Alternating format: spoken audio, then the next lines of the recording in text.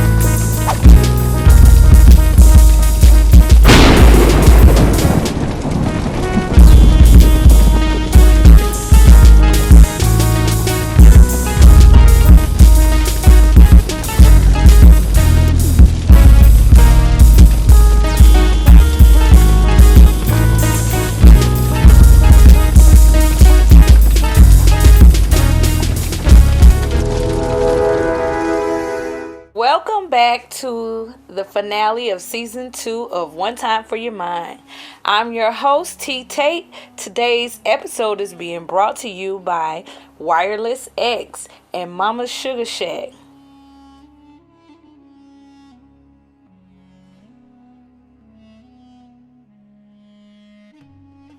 Today's subject is going to be the struggle that now exists in black marriages. And why do we think that is? So let's jump right into it, guys.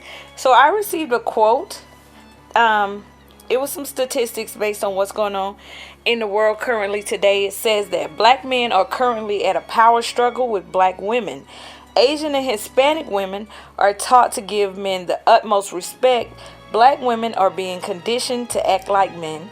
Therefore, they don't have the same level of respect, which causes black marriages and black families to decline. It's deeper than what it appears. So let's jump right into that. So first, when you say there is a power struggle, I'm going to just paraphrase, and I assume what they mean is who is going to be the head of household when there is unity in the household.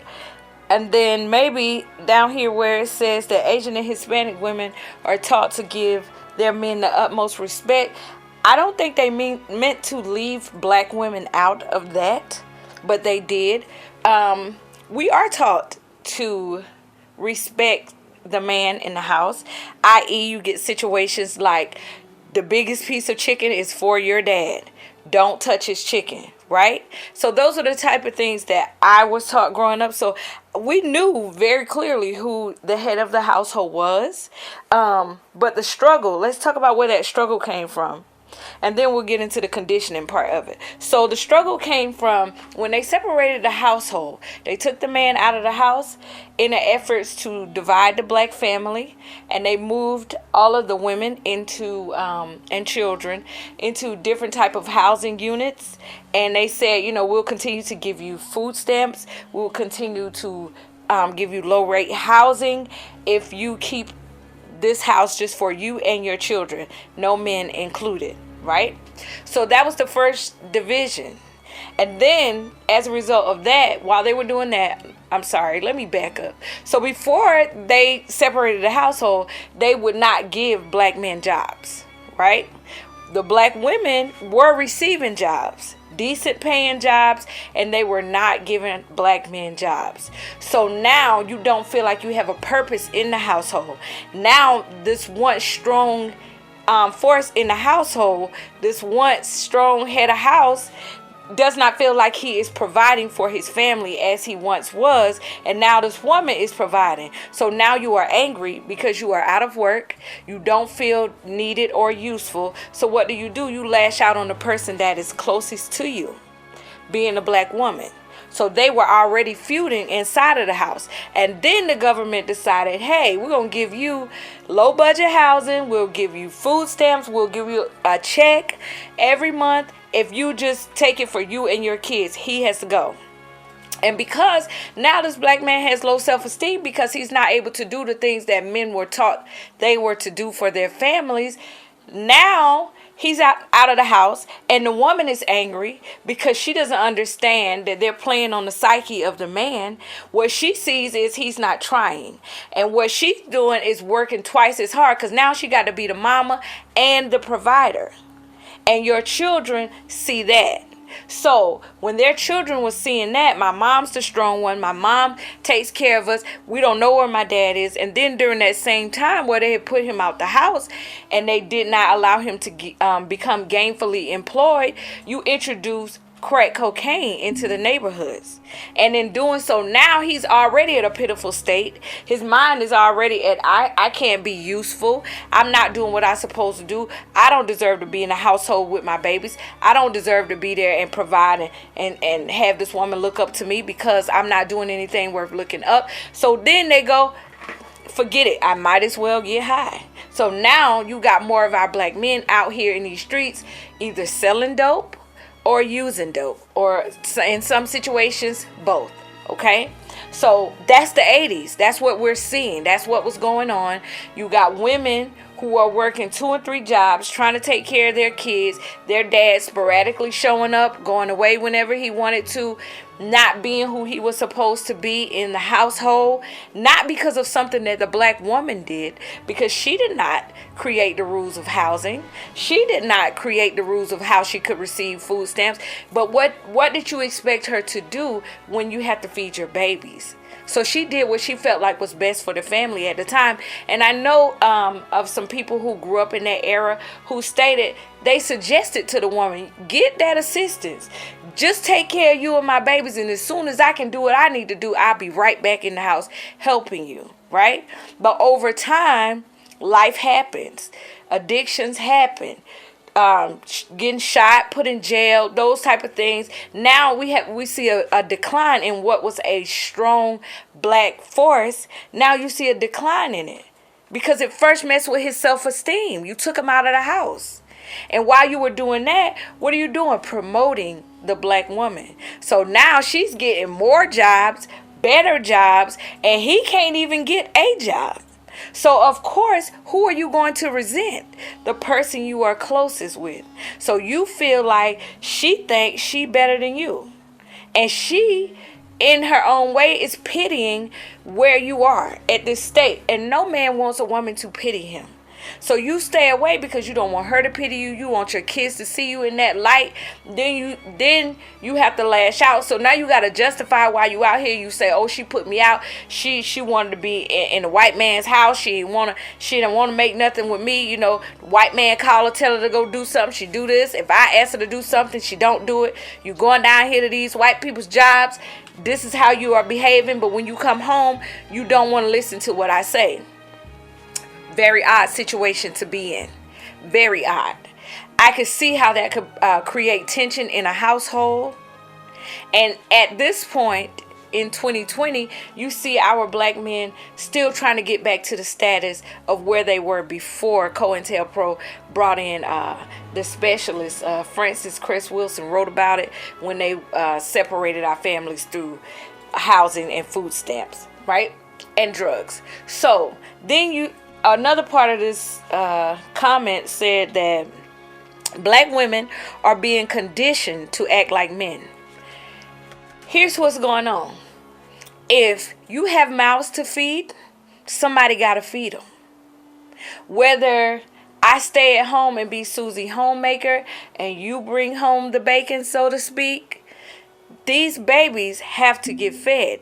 If they are not giving you an opportunity to earn money to feed our family, and they are giving me an opportunity to earn money to feed our family, that is not the woman saying, I'm taking on the role of a man, wherein she has to protect and provide stability for these kids, a safe haven for these kids, because not only were you feeling down, black men, feeling down about your situation, you left them.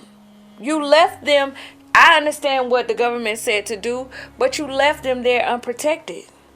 So a mother had to do what she had to do. So now she is the protector in the house. She was already the provider in the house. Now her kids are seeing her as what? The head of the house. Is she walking around saying, you know, I'm the head of the house? No. Actions speak volume. Action says this is the head of the house. Actions say she is in charge, she's doing this, and now the ego is in play. So now you feel like I can't tell this woman what to do. She is turning into somebody I don't know. She don't even listen to me. She don't do this anymore. She doesn't do that. She don't respect me. These are things that you've created in your mind. And so any action on her part is going to further perpetuate what you think. So because you have already conditioned yourself to say, she don't need me, she thinks she better without me. Now when you look at her as competition and not as a helpmate. Now, in the other communities that they so eloquently put into that post about Hispanic and Asian women, they did not break up the Asian household. They never took the Asian man out of his home and made the woman be everything in the house. They didn't do that. They didn't do that in Hispanic communities. The man was still the head of the house. They never removed him. But black people were big enough of a threat because at the rate we were going, and studies showed this in the 60s, at the rate we were producing, we would have not been the minority by the year 2000. So then they created a system to say, hey, we got to break this up because they're about to outnumber us. So what do? You divide the family. You divide the people that's creating life. So it's easy for people to say things like, oh, well, this race is taught to respect the man as this, and this race was taught. That race never got to see any other version. That race did not get their neighborhoods flooded with crack cocaine and heroin. That race did not get the unfair treatment that black people received, and the men were not allowed to get jobs, and they were overly promoting women because they were trying to create distance. That was the goal, and it was reached. And then in that post, it said something about black women are now conditioned to compete basically with the man. And in saying that, condition is not something that happens overnight. That's not how condition works. So when you look up the word condition in the dictionary, it says to have a significant influence on or determine the manner or outcome of something. So when you have a significant influence, you don't see it in one day. You see it day in and day out, and it becomes your reality. And even case in point, this day and time, parents of young ladies, you teach your young ladies all of the things that you teach your son. Why? because she needs to not be able to depend on him.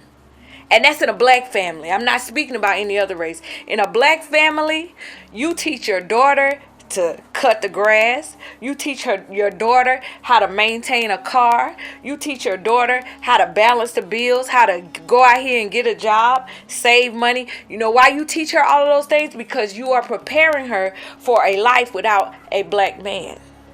And then we say that we love the black family structure. We got to get better at bringing it back. You're not going to do that if you continue to groom them. Well, I'm not saying she don't need a man, but I'm going to teach her what to do so she don't have to have one.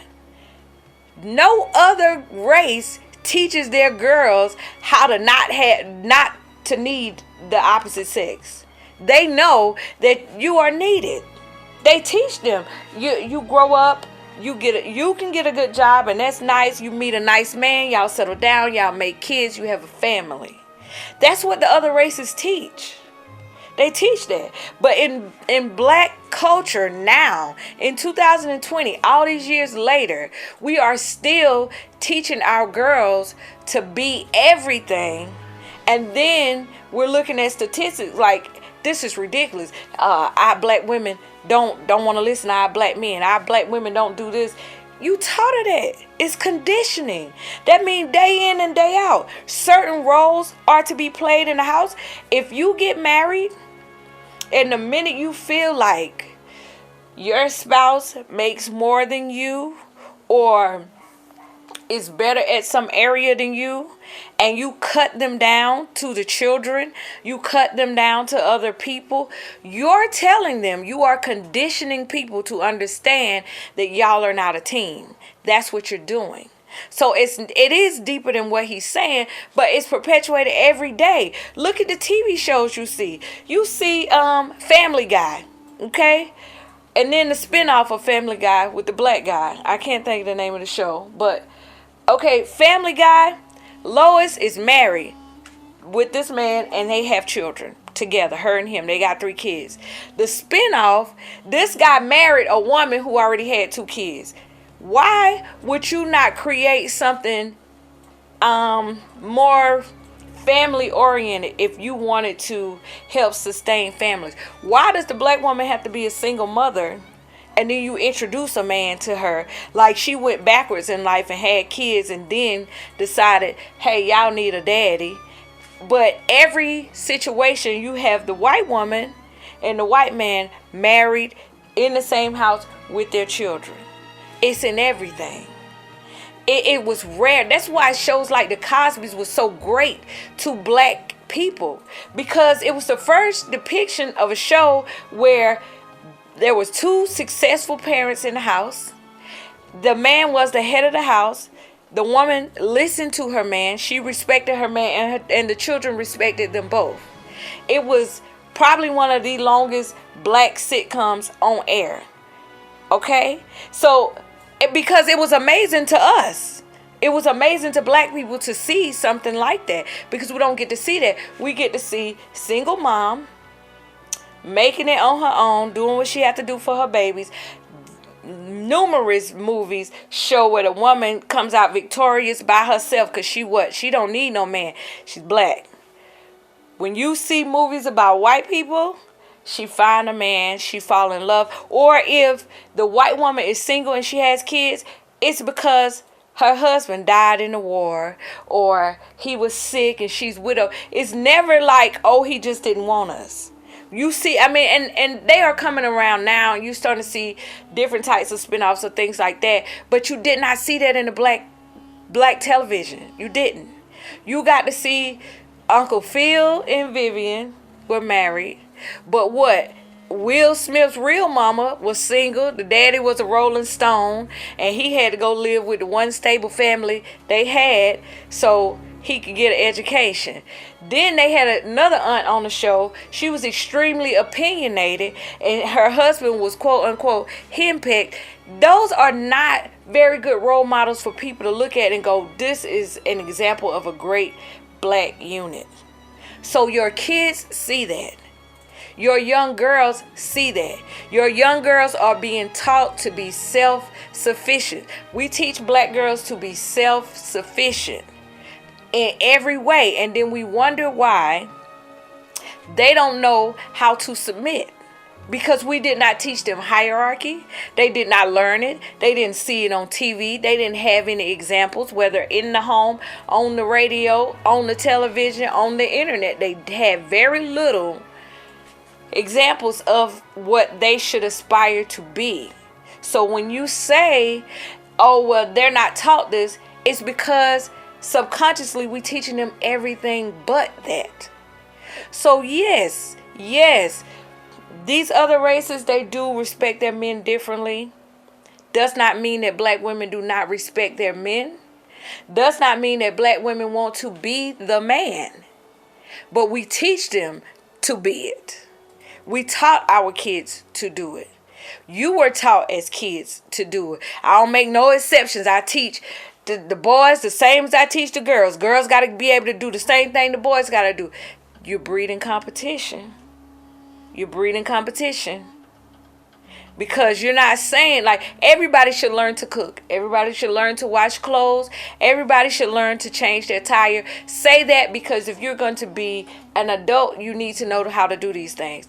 Not, I'm teaching you this so you never have to rely on somebody else to do this. When you say it like that, they receive it like that, and then they think, I don't need a man. Especially not a black man. And then when they get one, they don't know how to treat each other. It's not just the woman does not know how to respect him. He does not know how to fully respect her. Because you met her, you wanted an independent woman. You wanted her to be able to do all of those things. But you only want her to be selectively independent. You want her to come up with half of every bill, or you want her to be able to wine and dine you as well. You want her to be able to do those things. Only way she can do that is if she have a career, she have some source of income. Because if she don't have some source of income, you'll call her a gold digger. So you want somebody that is self-sufficient, but then when they show you that they are self-sufficient, the ego comes into play. And then you say, so you just don't need nobody. That has nothing to do with it. That's a psychological thing that has been put into our black youth, our black young adults, our black adults, and our elders for years, because the plan was to separate the black family. And at 2020, we are still separated. We still have similar issues, if not the exact same issues that we had then. And we are perpetuating it by the way we are raising our children. So if whomever wrote that quote, if you want to see something different, teach something different, because what you focus on, that's what'll grow. So if we continue to focus on, we don't teach our black women to do this, or black women don't know how to treat a man like a man, black women don't know how to, if you keep talking about that, you're not teaching her how to do it. You teaching her to not like hearing things like that, and she's gonna say, they're gonna think I don't know how to treat you anyway, so I'm not gonna do it. And then that cycle is going to continue. If our goal is to break these types of cycles, it has to start at home, it has to start with you, it has to start with me, and we have to be consistent with our approach with all of our children, explaining to them what the structure used to be and how we are going to get it back. And you don't do that through bullying or being condescending to people. You tell them we are a team, and you continue to work at it as a team. Okay? So I know that was a little bit longer than I normally do, but I needed to get that out for you guys. Happy belated Mother's Day to all of the mothers in the world, for everybody who is raising children. Pat yourself on the back. You have a part in this, okay? So you have the future in your house, so let's make sure that our future is better than our current, okay?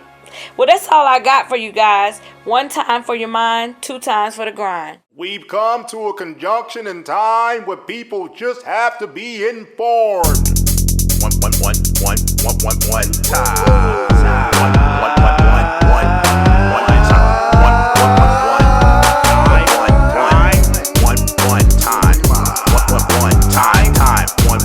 time for your mind. That's the end of the song. Dip dead, another dog, but always the same drum. Why I gotta take death for the family come together? Leave hate to the face, take time to love each other. We all out in this wicked world, ain't nothing new to me. I got a key, but I keep a gun for security. The government fabricate a lot of rap your community. I'm getting rate on my money cause Uncle Sam screwing me. On top of thing down, the gal done to you underground. You know what's going down, but goes around, comes back around. You was eating good, but it's time for you to suffer now. Lost all respect, found your heart in a lost found. I gotta write it in a song called When I Call Your House, You Don't Pick Up the Phone. I don't mean to clean your clock. Hope you shit find a dime. Me and Doug are very fly. Hold your door slam locked. One time. One time. One time.